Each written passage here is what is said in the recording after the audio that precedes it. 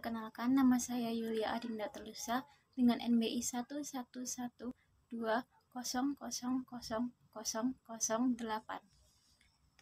Saya akan membahas 5 topik. Yang pertama, aplikasi multimedia. Yang kedua, augmented reality dan virtual reality. Ketiga, artificial intelligence atau AI. Yang keempat, e-government. Yang kelima, e-business dan e-commerce. Aplikasi multimedia. Pengertian multimedia.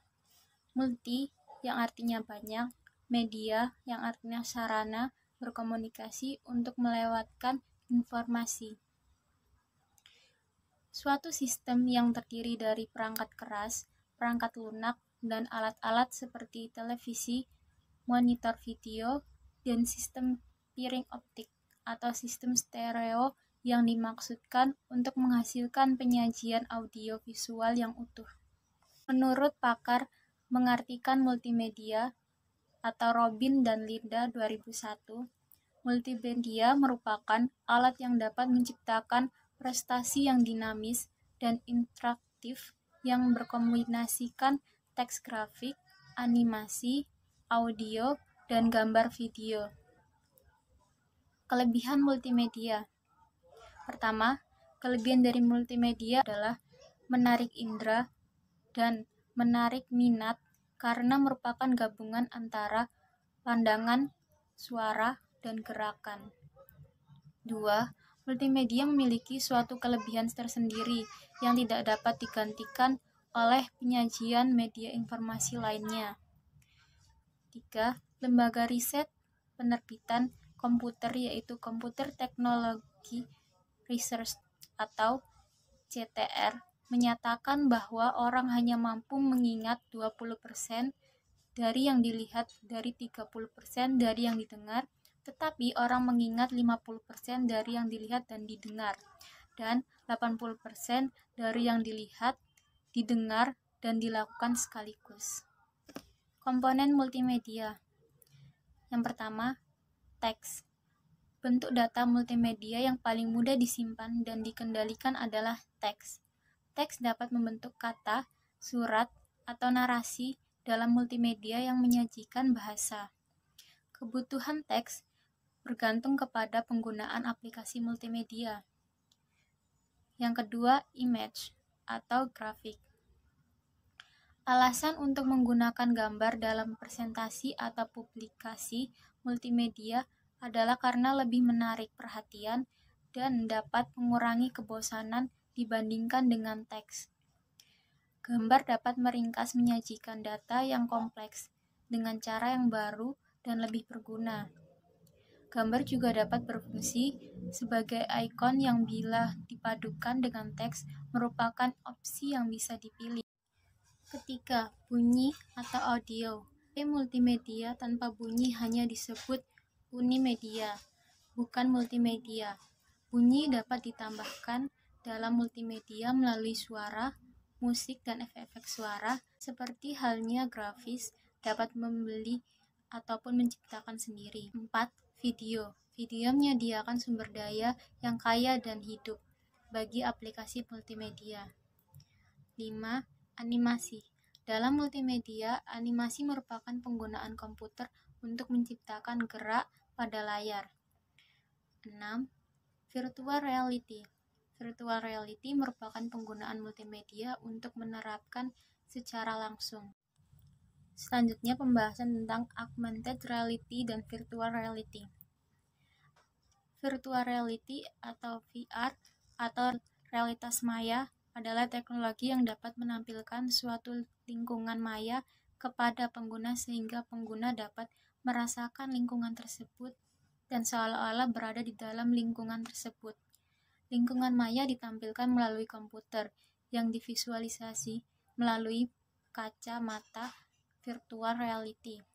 Seiring dengan perkembangan teknologi, VR berupa interaksi dikembangkan seperti interaksi suara, sentuhan, dan berjalan. Augmented reality atau AR atau realitas tambahan adalah sebuah teknologi yang dapat menggabungkan objek maya 2D ataupun 3D dengan sebuah lingkungan nyata.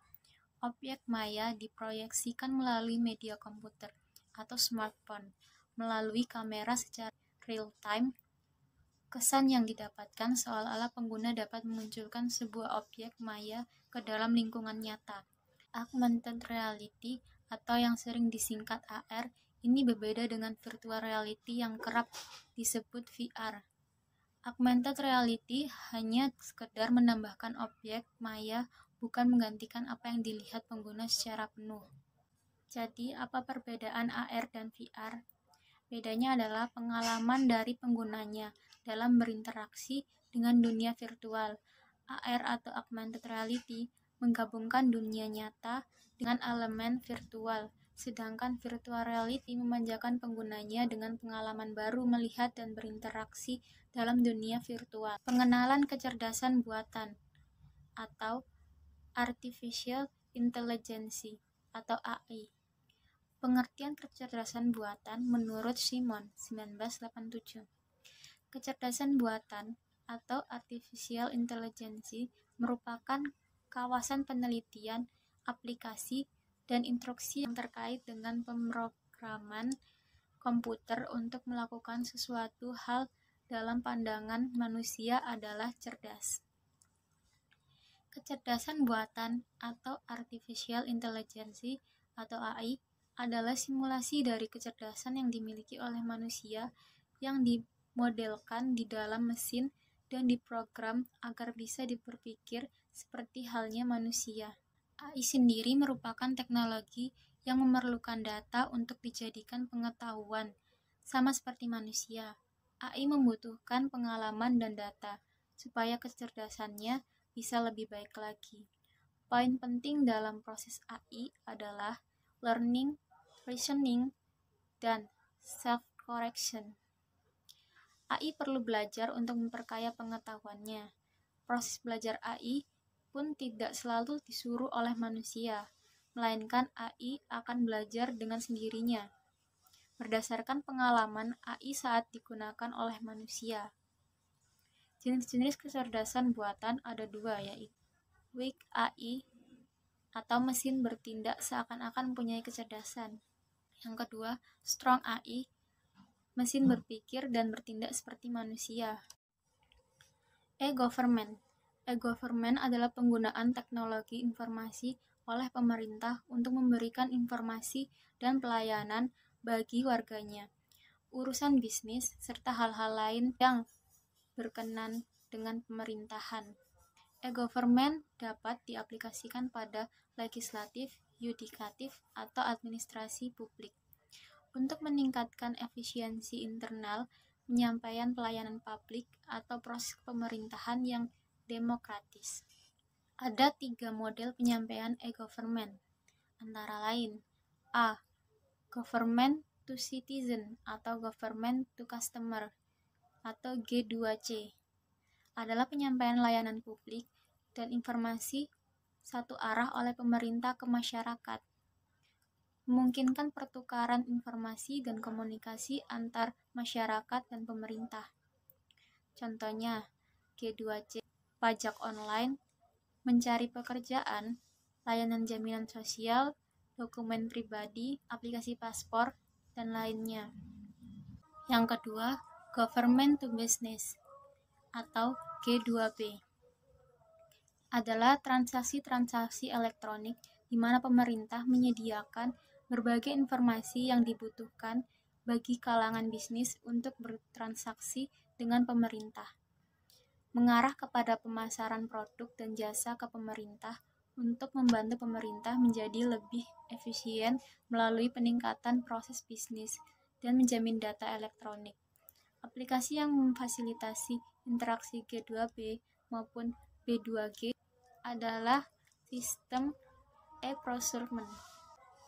Contoh, pajak perseroan, peluang bisnis, pendaftaran perusahaan, peraturan pemerintahan, pelanggan dan penjualan yang dilaksanakan oleh pemerintah, hak paten merek, dagang, dan lain-lain.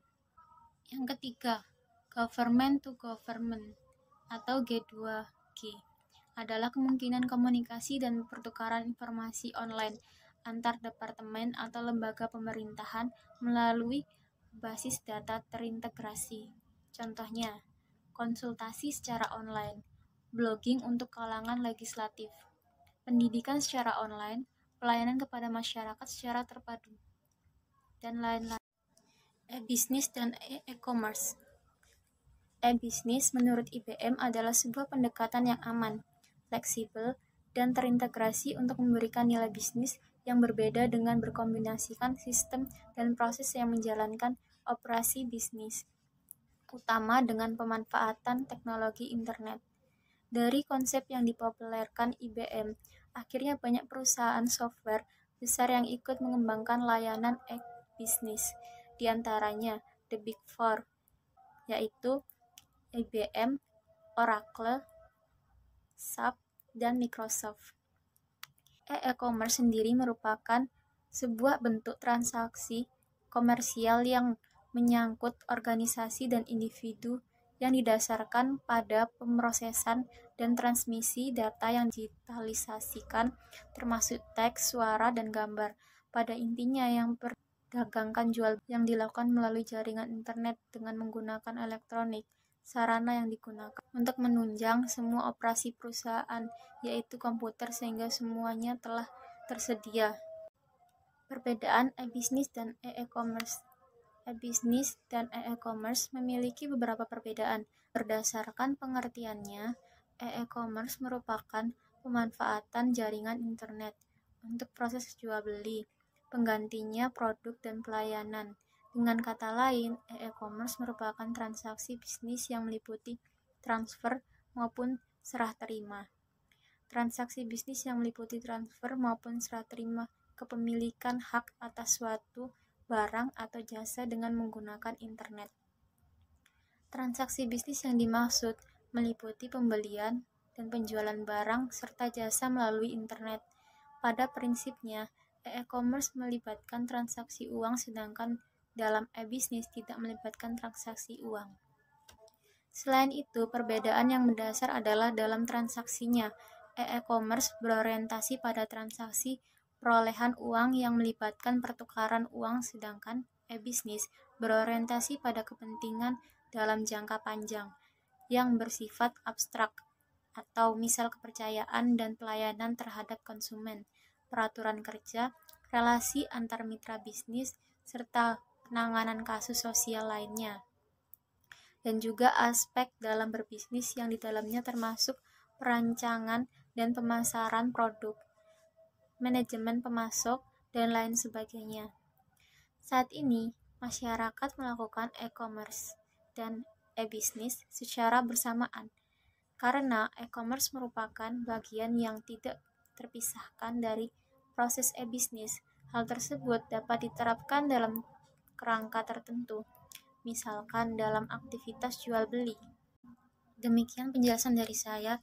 Jika ada salah kata, saya mohon maaf. Semoga bermanfaat untuk kita semua. Terima kasih.